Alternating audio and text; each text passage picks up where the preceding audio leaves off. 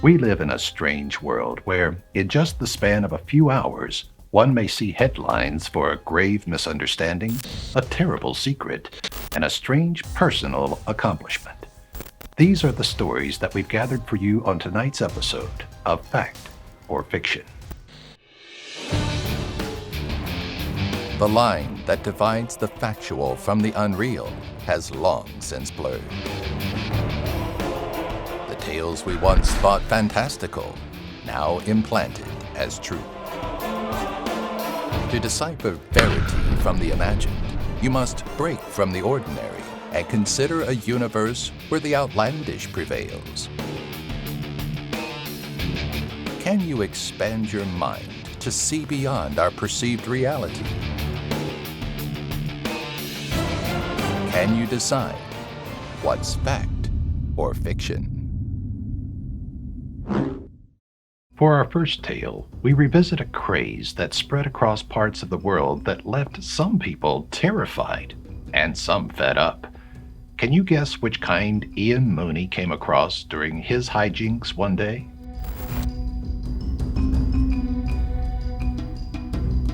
It was just supposed to be a simple prank, something silly that people would talk about for a few weeks and then forget when something bigger unfolded. Ian Mooney already had the clown mask from a prior Halloween and just had to drum up the cash for the proper attire. When he did, it was time to terrorize his neighbors. Ian had heard about the rash of clown sightings across the country, many of which he expected were in response to the new It movie. He, however, just wanted to go out and have some fun, and so, donning his completed clown costume, he walked up and down Derry Street, moving at a slow pace to ensure the neighborhood could see his horrifying costume. It was a pretty dull night as most of the residents were tucked away in their homes, but about a half hour into the evening, things heated up in an unwanted way. Ian was just about to turn around at the street's end to make another pass of the grouping of houses when a white SUV pulled up alongside him. The doors swung open, and that was the last thing he ever saw. The bullet pierced the side of his mask, knocking him to the ground as it lodged itself in his head. Ian lay on the cold concrete, blood pouring from his mask as the SUV drove away, leaving behind only one piece of evidence. The identity of the gunman was never discovered and his motives never uncovered, but police suspect it had everything to do with Ian's stunt in a clown costume. The world was growing tired of the masked crazies, and it was only a matter of time until someone took matters into their own hands, clearing the streets of the big-shoed terrors. Surely a clown outfit is nothing to raise a gun to. But maybe the individual was tired of the red-nosed fiends terrorizing his town. Gather your thoughts on this story and come to your own conclusion as we move on to the McKee family. To the people that knew them, the McKee bloodline provided a needed service for the small town. But when one patron did some digging, they uncovered a horror that showed their true nature.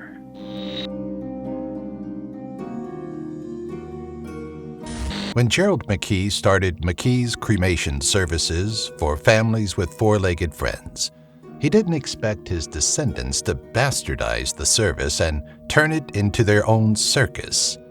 2 generations after him, however, that's precisely what happened, and it remained that way for another 5 years before a patron happened upon their morbid secret. Barbara Penhouse was distraught when she had to turn over the body of her sweet, Lucky Penny, a German shepherd that had been with her for years and had been her sole companion. She had used McKee's from a friend's recommendation and was happy to know that her beloved would receive proper treatment. What she didn't expect was to receive such kind treatment from the patriarch and widower, Barry. He wasn't pushy with his request to get a drink, and while Barbara wasn't the dating type, after the 5th attempt, she felt bad for him.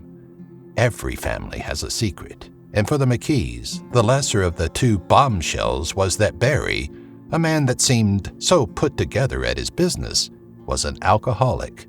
and when he drank, he had no filter. When he first mentioned that his son, Lloyd, owned Donald's, a well-known burger joint in town, she thought nothing of it. The name difference struck her as odd, but it could have easily been a business handed down. But then Barry laid out a secret that the McKees had been trying to keep since shortly after Gerald's death.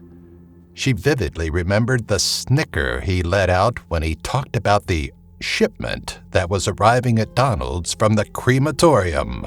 He had no idea what he was saying. His fifth vodka tonic made sure of that. So when Barbara pressed for assurance that he was joking, Barry did the exact opposite.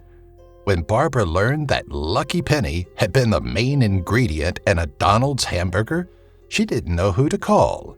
She was quick to leave Barry at the bar in his drunken state, confused and wondering what he had done wrong. And when she returned home, got to work trying to determine how to out the McKee family. She was bounced between the police and the state health inspector for 2 weeks before somebody in the state office decided not to write her off as a lunatic and took interest to her claims. Neither Donald's or the McKee crematorium are open today, and though Barry tried to leave town once he realized what could happen, he was arrested before he could get his affairs in order. Lloyd, Barry, and Barry's father were the only two aware of the scheme that ultimately tarnished Gerald's name in the community. While the three dealt with the fallout, Barry's wife and Lloyd's fiancé didn't stick around to be ostracized by the community. Cultures all around the world feast on animals that are largely considered pets elsewhere. So is it so hard to believe that no one would have picked up on a strange flavor at the McKee burger joint? While you chew on that story, we have a third and final tale to tell. But before we begin, be sure to let us know what you think in the comments section below and vote by using the on-screen poll. Priscilla Oropeza had a passion for the arts, one that she clung to so much that it landed her in the spotlights, if only for a little while.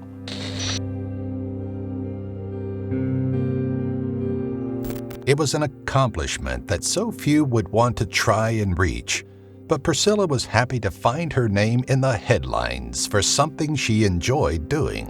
When she submitted the paperwork into the Guinness World Records, she never expected they would respond. Who cares how many movies one person has seen in 1 year? Apparently, a lot of people would. Her final number for the year was just over 1,100 movies, roughly over 2,000 hours of her life spent in front of a screen of some sort. It all started in January, where she racked up 138 movies in a 31-day span. February was a little more active, with approximately 190 more under her belt. Priscilla's numbers kept fluctuating, depending on her schedule as an attorney, but she didn't start to dip below 100 movies a month until later in the year, when the holidays started to get in the way. Her love for cinema started at a young age. Her father was a Mexican movie actor in his prime years, and though Priscilla didn't feel she could follow in his footsteps, she knew that movies would be a big part of her life. That was no more true than in 2010, when she broke the world record for most films seen in 1 year. The prolific attorney spent nearly a quarter of her year watching movies, and it's not something she regrets. To have her name immortalized in the Guinness World Records for something related to the cinema is almost like a tribute to her father, a man that made his living out of entertaining people like Priscilla. Could you sit through more than 1,100 movies in a year? That's averaging just over 3 movies a day, every day for an entire calendar year. Just because you may not be able to, doesn't mean nobody could, right? Well, we've made you wait long enough. Let's go to the reveal. Are you ready to find out if you can decipher between fact or fiction? Let's look back at tonight's 3 stories and find out which were born from reality and which were fabrications of the imagination. We all remember the clown craze of 2016 and can probably recall a few incidents of injuries. But was Ian's among them? Thankfully, no. While reports of a clown having been shot in the head have circulated, this story was a work of fiction.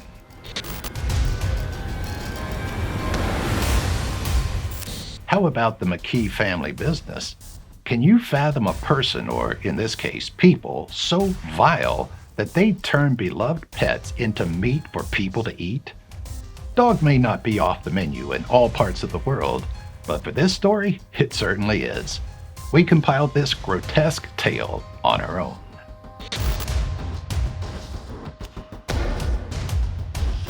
Finally, we have Priscilla Oropeza, a woman that watched over 1,100 movies in 1 year.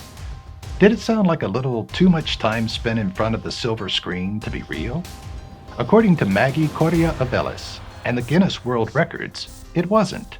The Puerto Rican attorney accumulated a total of 1,132 film viewings from January 1st to December 31st, 2010, earning her a spot in the book for the most films seen in 1 year.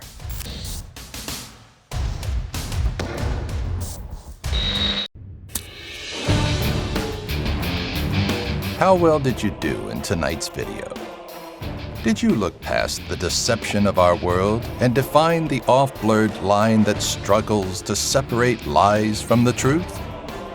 Let us know in the comment section below.